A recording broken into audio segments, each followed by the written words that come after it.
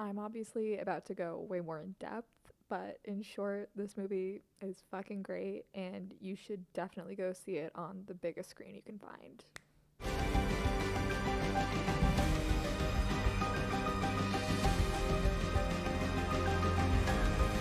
One Battle After Another is the newest movie from beloved American auteur Paul Thomas Anderson, and it marks his second adaptation of a Thomas Pynchon novel after Inherent Vice, though this one, to my understanding, takes a few more liberties with the story.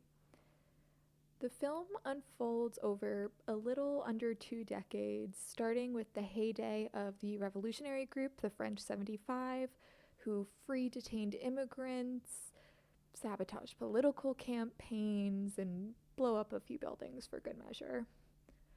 The group and sort of the film as a whole, to an extent, centers around Perfidia Beverly Hills, played by Tiana Taylor, who gets involved with Leonardo DiCaprio's explosives expert, who we will come to know as Bob. At the same time, she's an object of fascination and also lust for Colonel Stephen J. Lockjaw, played by Sean Penn, who's more interested in perfidia than in getting revenge on the group that humiliated him and ruined his station. With these two men pursuing her, Perfidia does end up pregnant and gives birth to a baby girl, one that Bob is much more interested in taking care of than she is.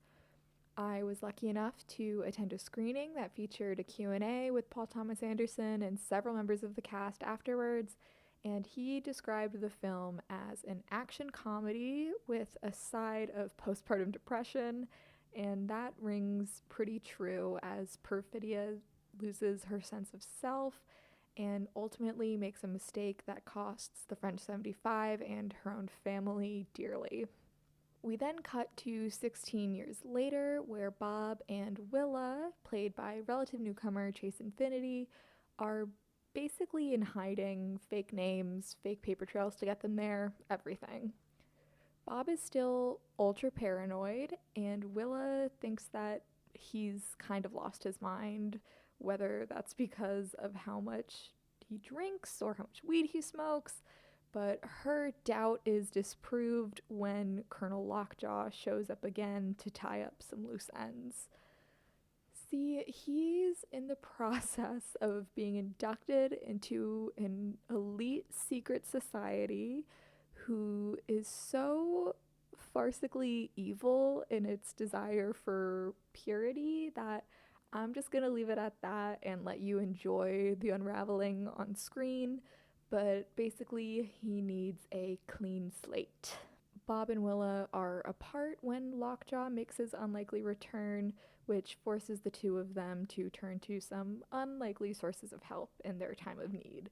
Bob has to go to Willa's karate sensei, Sergio, played by Benicio del Toro, while Willa has to trust a woman she's never met before, a former slash maybe still current member of the French 75 named Deandra, played by Regina Hall. And it ultimately makes for a hell of a father daughter movie. So it's a Paul Thomas Anderson movie, which means there's a lot going on and a lot of multi layered, overlapping moralities at play. The movie offers plenty to chew on and several reasons to go and watch it again. And while this might sound like a heavy watch, it's an incredibly funny movie, thankfully. A lot of the humor comes from Colonel Lockjaw, who is a disgusting personification of bigotry, but between the Sean Penn performance and Paul Thomas Anderson's writing and direction, you're told to laugh at him basically every time he's on screen. He gets some truly gross, skin crawling, nasty lines, but at the same time, you know this creep is never going to get what he wants. And the movie wants you to point and laugh at him because several characters do. Between his stupid little comb over and his ridiculous little military walk, he is a brilliant caricature of some kind of white macho American man. But at the same time, because he's so unhinged and removed from reality, he makes for a really great villain. And though I say that, a lot of this film is really steeped in reality. At the Q&A that I mentioned, Paul Thomas Anderson kind of shied away from discussing the political themes of the film, even though I think they're pretty clear on screen. But a lot of this film says really prescient things about fall 2025, which is ironic, interesting, due to the fact that it was shot over a year ago. Namely, the immigration raids and anti-Latino rhetoric are super prevalent throughout this movie. Sean Penn's Lockjaw basically invents an illegal immigration, narcotics distribution ring crisis happening in the small, quaint community that Bob and Willa call home, creating a narrative to justify sicking a militarized police force on the town's inhabitants, all to grab one burnout revolutionary and his daughter.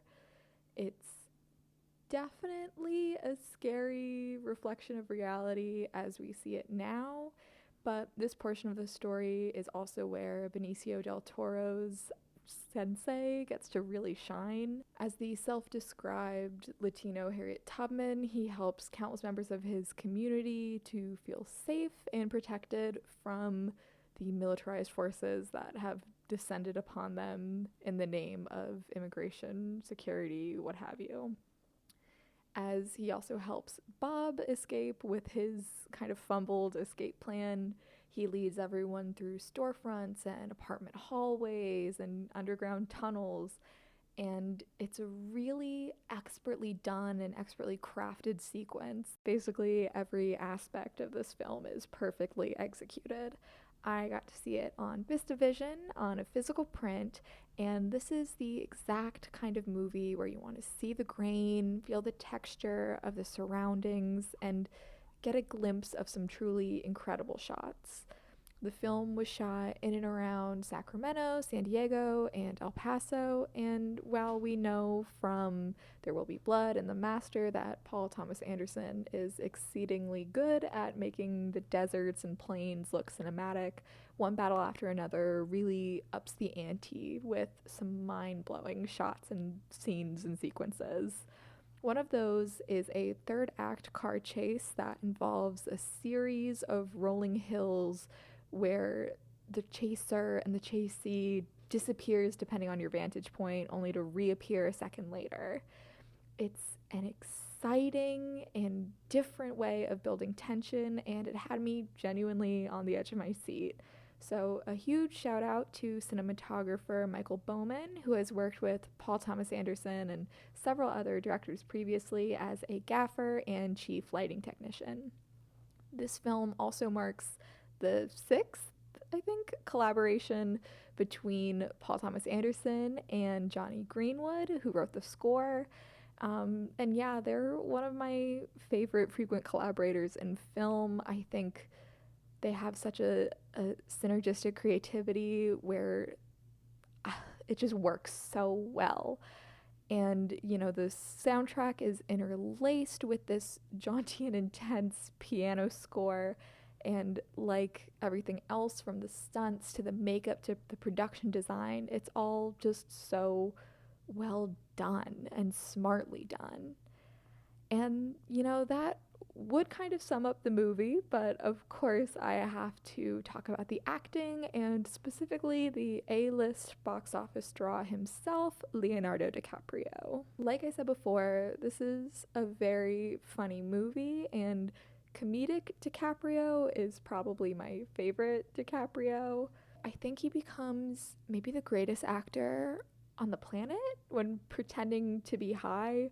The Quaalude scene in Wolf of Wall Street is legendary, but he turns in maybe the funniest stoner comedy performance of all time. There's an exchange that's been featured in a lot of the trailers where Bob is going back and forth on the phone trying to get information about where to meet his daughter, but he can't remember the code that the group used, and it's a hilarious recurring bit that thankfully never gets old. DiCaprio also gets to embrace his untapped generally skills as a physical comedian, and though it might sound weird to say about like a 50-year-old man, he's really good at throwing himself around.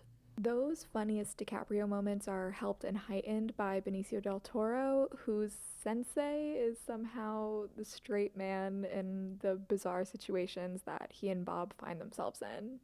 He probably gets the highest laugh to line ratio of any of the characters and actors in the film, since Benicio del Toro delivers just like the perfect deadpan. And I already mentioned Sean Penn, who I don't love for reasons, but I can't deny he does a really great job. Everything he says and does is just so off kilter and weird, and it fits the movie perfectly. In his first scene, Tiana Taylor's Perfidia is so fed up with him that she forces him to get a boner at gunpoint, and he revels in the humiliation in a scene that really sets the tone for just how weird and gross this character and performance is going to be, but it just works. Speaking of Tiana Taylor, she's purposefully not in this movie for very long, but she manages to create a presence that haunts the rest of the runtime. Well, her character does get one note towards the end of the movie that I'm not sure rings true to the rest of the story being told and sort of her character arc at large. While she is on screen, she wields her sexuality in fun and fascinating ways, and Taylor creates a character who's compelling and is willing to ask, is self-preservation selfish? Lastly, I need to sing the praises of Chase Infinity, who plays the daughter at the center of this sprawling epic. She's great, she's so funny, and she earned some of the biggest laughs in my theater with her little tete-a-tetes with DiCaprio and Sean Penn. Now, as a former teenage girl myself, I always really love it when auteur cinema is willing to really develop a complex teen girl character, which sounds like a low bar, but Chase Infinity clears it and then some. She makes a girl who's simultaneously wise beyond her years but naive, and she's a tough and resilient smartass who I really appreciated seeing on screen.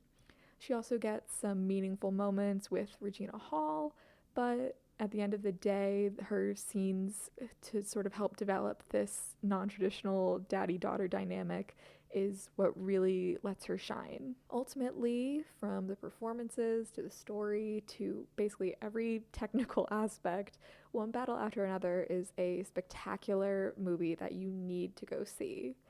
It's willing to be weird and complex and dark and funny, and it works like 95% of the time.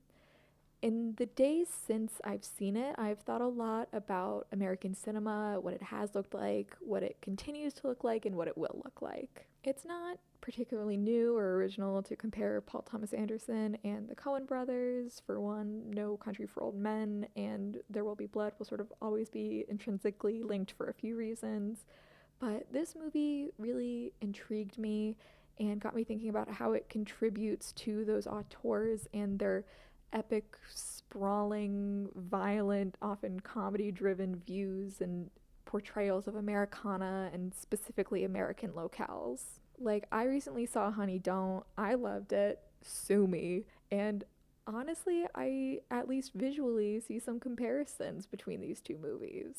We don't really have the hallmarks of a unified national filmmaking style here, given how much movie making occurs in and around the US, but this film felt distinctly American in a way that really resonated with me, and I hope will resonate with other people in cinema audiences all over the country. All that said, this movie doesn't quite earn a perfect score from me, but I will gladly give it a 4.5 out of 5 stars. It's just such a great film, but it misses that esoteric, completely subjective mark that only I can define and only you can define for your movie watching.